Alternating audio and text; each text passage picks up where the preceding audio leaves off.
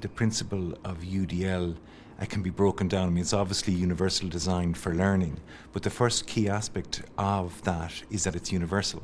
And the trick in understanding that is that it's universal, so that it applies to everybody, but it's also individualized. So it's a little bit like an automatic door. Everybody gets to benefit from the automatic door, but some more than others. So that's the first thing to recognize about UDL.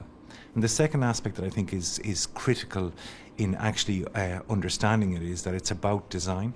So it requires the lecturer to be reflective and to tailor their approach to students so that it is inclusive as possible.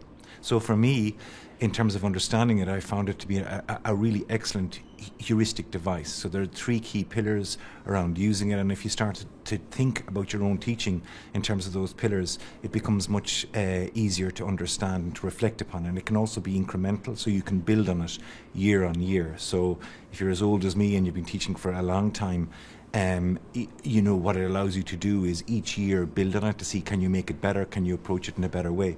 So that's the first thing. It's universal.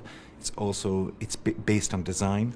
I think what's really important for me and what has always been kind of struck me as being important about it is that it speaks to the dignity of each human being, because it recognizes everybody's potential for success, and the focus then is on the lecturer seeking to actually find the triggers for that individual in a universal way.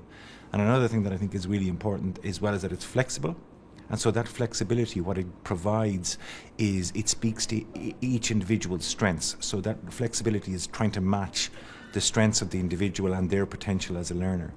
Something else that I really like about it is that it's not stigmatizing or labeling. I think that is really important, because sometimes if you say you categorize or you label, it becomes a self-fulfilling prophecy. But in this way, the emphasis on universal means that everybody learns together whilst being individualized to speak to specific strengths.